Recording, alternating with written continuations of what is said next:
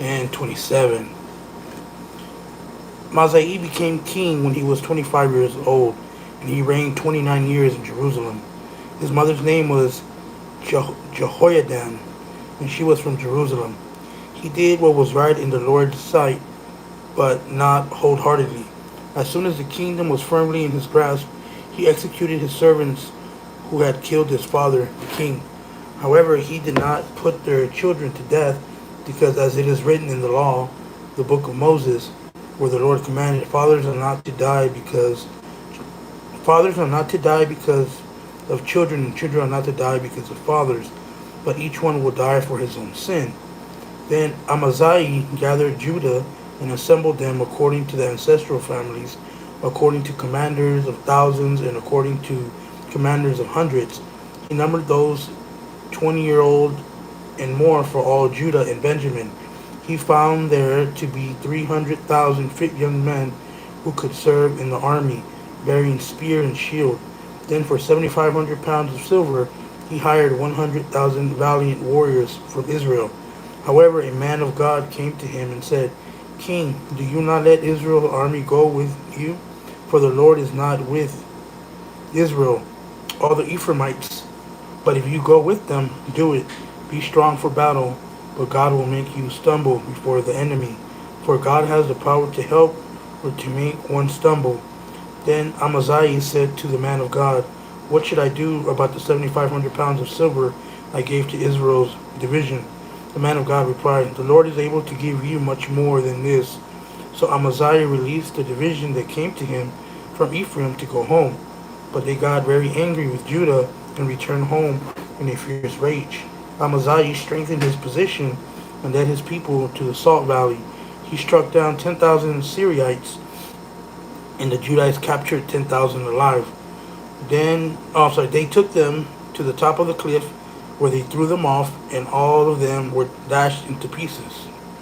As for the men of the division that Amaziah sent back, so they would not go with him into battle, they raided the cities of Judah from Samaria to Beth Horon, struck down 3,000 of their people, and took a great deal of plunder. After Amaziah came from the attack on the Edomites, he brought the gods of the Syrians and set them up as his gods. He worshipped before them and buried incense to them. So the Lord's anger was against Amaziah, and he sent a prophet to him who said, Why have you sought a people's gods that could not rescue their own people from you? While he was still speaking to him, the king asked, Have we made you the king's counselor? Stop, why should you lose your life? So the prophet stopped, and he said, I know that God intends to destroy you because you have done this and have not listened to my advice. King Amaziah of Judah took counsel and sent word to Jehoash, son of Jehoahaz, son of Jehu, king of Israel, and challenged him, Come, let's meet face to face. King Jehoash of Israel sent word to King Amaziah of Judah, saying, The thistle in Lebanon sent a messenger to the cedar in Lebanon, saying, Give your daughter to my son as a wife. Then a wild animal in Lebanon passed by and trampled the thistle. You have said, Look, I have defeated Edom, and you have become overconfident that you will get glory. Now stay at home. Why stir up trouble so that you fall and Judah's with you? But Amaziah would not listen, for this turn of events was from God in order to hand them over to their enemies, because they went from the gods of Edom. So King Jehoash of Israel advanced. He and King Amaziah of Judah met face to face at Beth Shemesh that belonged to Judah. Judah was routed before Israel, and each man fled to his own tent.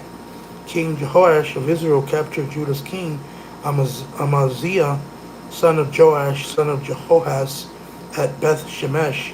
Then Jehoash took him to Jerusalem and broke down 200 yards of Jerusalem's wall from the Ephraim gate to the corner gate. He took all the gold, silver, all the utensils that were found with Obed-Edom in God's temple, the treasure of the king's palace, and the hostage. Then he returned to Samaria. Judah's king Amaziah, son of Joash, lived 15 years after the death of Israel's king. Jehoash, son of Jehoahaz. The rest of the events of Amaziah's reign from beginning to end are written in the book of the kings of Judah and Israel. From the time Amaziah turned from following the Lord, a conspiracy was formed against him in Jerusalem, and he fled to Lachish. However, men were sent after him to Lachish and put him to death there. They carried him back on horses and buried him with his fathers in the city of Judah. All the people of Judah took Uzziah, who was 16 years old, and made him king in place of his father Amaziah. After Amaziah, the king rested with his father. Uzziah rebuilt Eloth and restored it to Judah. Uzziah was 16 years old when he became king, and he reigned 52 years in Jerusalem. His mother's name was Jecholiah. She was from Jerusalem. He did what was right in the Lord's sight, just as his father Amaziah had done.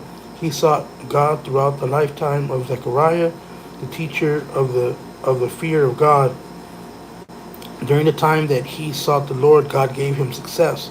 Uzziah went out to wage war against the Philistines, and he tore down the walls of Gath, the wall of Jabneth, and the wall of Ashdod. Then he built cities in the vicinity of Ashdod, and among the Philistines, God helped him against the Philistines. The Arabs that lived in Gur-Baal and the Meunites, the Ammonites, paid tribute to Uzziah, and his fame spread as far as the entrance of Egypt, for God made him very powerful.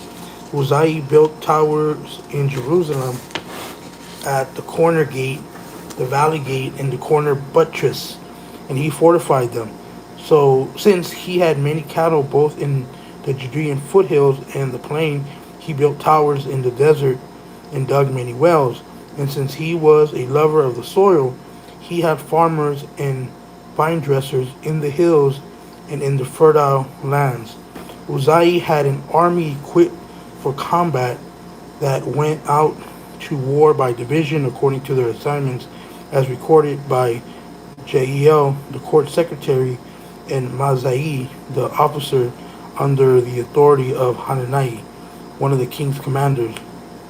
A total number of family heads was 2,600 valiant warriors. Under their authority was an army of 307,500 equipped for combat, a powerful force to help the king against his enemy. Uzziah provided the entire army with shields, spears, helmets, armors, bows, and sling stones. He made skillfully designed device in Jerusalem to shoot arrows and catapult large stones for use on the towers and on the corners. So his fame spread even to distant places, for he was wondrous helped until he became strong. But when he became strong, he grew arrogant, and it led to his own destruction. He acted unfaithfully against the Lord his God by going into the Lord's sanctuary to burn incense in the incense altar. The priest Azariah, along with 80 brave priests of the Lord, went in after him. They took their stand against King Uzziah and said, Uzziah, you have no right to offer incense to the Lord.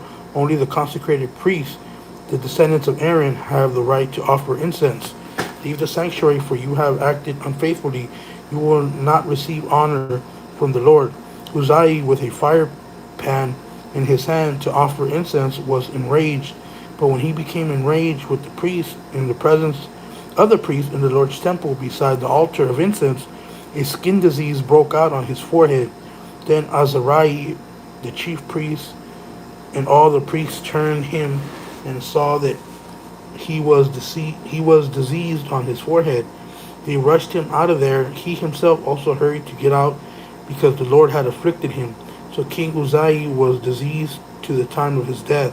He lived in quarantine with a serious skin disease and was excluded from access to the Lord's temple, while his son Jotham was over the king's household, governing the people of the land.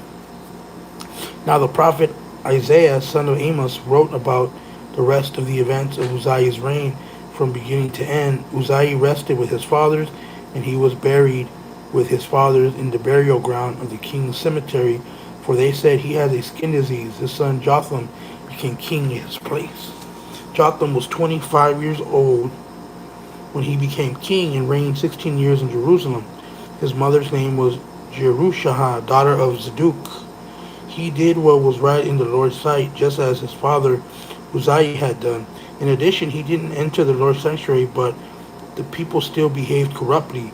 Jotham built the upper gate of the Lord's temple, and he built extensively on the wall of Ophel. He also built cities in the hill country of Judah, and fortress and towers in the fortress. He waged war against the king of the Ammonites. He overpowered the Ammonites, and that year they gave him 7,500 pounds of silver, 50,000 bushels of wheat, and 50,000 bushels of barley. They paid him with the same in the second and third years. So Jotham strengthened his position because he did not waver in obeying the Lord his God. As for the rest of the events of Jotham's reign, along with all his wars and his ways, note that they are written in the book of the kings of Israel and Judah. He was 25 years old, and he became king and reigned 16 years in Jerusalem. Jotham rested with his fathers and was buried in the city of David. His son Ahaz became king in his place.